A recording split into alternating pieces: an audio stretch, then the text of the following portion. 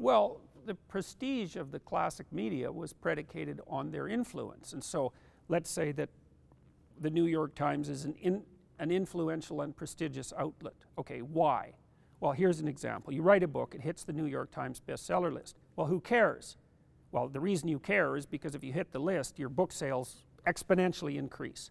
And so the prestige is related to the power of the institution to change perception and behavior. Well, so it's the brand, you could say. So the brand is the marker of that prestige that's been stored up across time. Yeah, but the thing is that the older media forms are raping their brands, right? They have value because they were prestigious, because they did change people's opinions and behavior, but that's evaporating. And it's partly evaporating because, well, there are new media forms, and it's partly evaporating because people no longer really trust them to give them that unbiased simplification.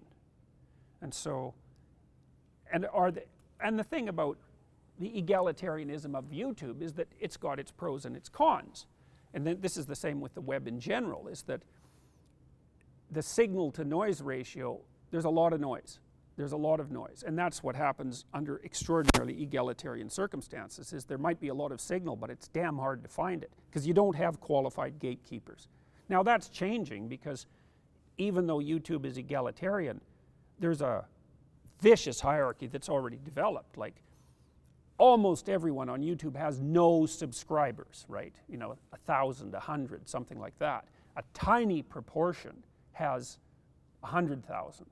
An even tinier fraction has 500,000, and then above 1 million it's like vanishingly small. So the hierarchy emerges, and I would say it's a hierarchy of competence almost by definition. Let's say we don't know what YouTube does, but whatever it does, the people who have 4 million subscribers are doing best. So it's a hierarchy of competence right away.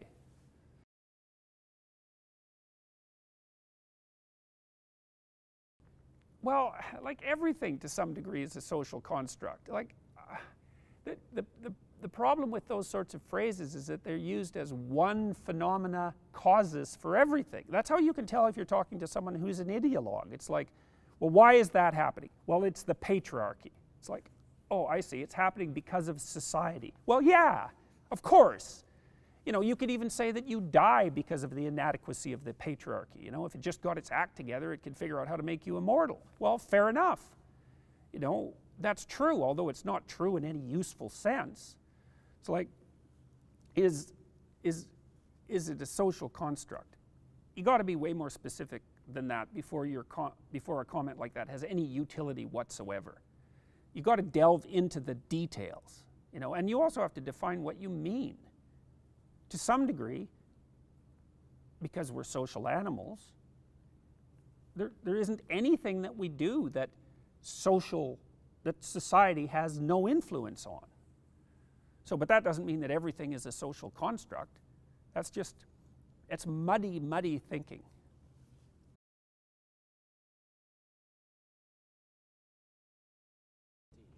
I don't think it will. I think it's done. You know, Marshall McLuhan, and his famous, I don't remember what he said exactly. The medium is the message. There we go. That's it. What did he mean by that? New technological forms require new forms of perception and behavior. And I used the MSNBC example earlier to show that they don't know the idiom, right? They think, well, YouTube, low production values, you know, cute cat videos, there's no idiom. It's like there is an idiom, there's conventions. They don't know them. They can't make the translation. They don't know how.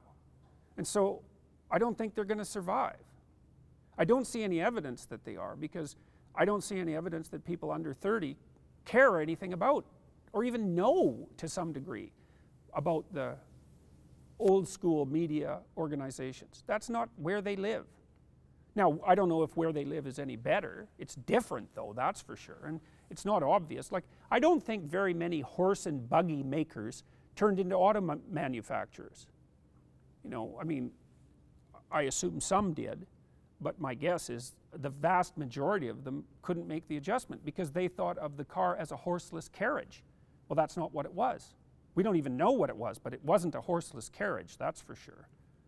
So, and YouTube isn't TV by a different form. First of all, it's permanent. That's weird. And unbelievably powerful, because it also means that for the first time in human history, the spoken word or the received image has as much permanence as a book. But it's way faster to market. Way more people attend to it. Like, you know, I can put up a YouTube video that I make in a day and it'll have 150,000 views in a week. I can't do that with a book. That would take me 3 years, and probably it wouldn't happen. I probably wouldn't sell 150,000 copies. So it's a whole new thing, and it's, God only knows how powerful it is. You know, we have no idea. It's a Gutenberg revolution for the spoken word. It's a different thing, that's right, it's a different landscape. The rules that work for television don't work for YouTube because YouTube isn't television. Now, that doesn't mean I know what it is, but it likes things rougher. That's, you know, you can observe it to some degree. It doesn't like editing very much. It wants to see the mistakes. It wants to see the warts. It trusts it then. It doesn't want everything airbrushed and edited out. It doesn't care as much about attractiveness. You know, like, it isn't like all the YouTube people who have become influential are the good-looking news anchors that you see on CNN. In fact, I think that's also something that people have come to distrust. So, but you just can't make the lateral move from an old media to a new media, especially if you have contempt for the new media, which is a big mistake. It means you don't know anything about it. So you're shunted off into irrelevancy before you realize it. And so, you know, maybe the same thing will happen to YouTube too in 5 years because a new technology will come out. That could easily happen. So.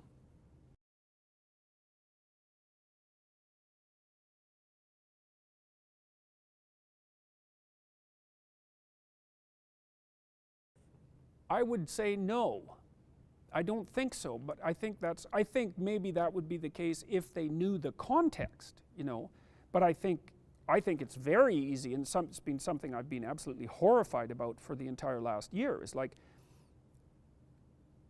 it's certainly possible that I've said something in the 260 videos that are online, most of my previous courses, that if taken out of context would sink me, right? That hasn't happened, and thank God for that. You know, it means I've either been very fortunate or I've been very careful about what I've been saying, and I would say both of those are true. It's certainly possible that I'll say something tomorrow and be done.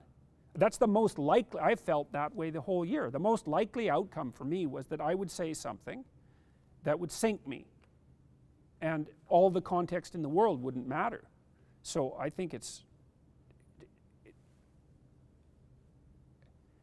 I'm more protected than that now, I would say, because I've been attacked a lot, and, you know, it's the crying wolf phenomena. If you hear 100 attacks on someone and they all turn out to not be true, you're probably less likely to believe the 101st. But like, I have this talk coming up on November 11th, which I'm actually very worried about, because I know that the protesters who will be there in force have been emboldened by the fact that they got the same talk canceled by Ryerson University about 3 months ago.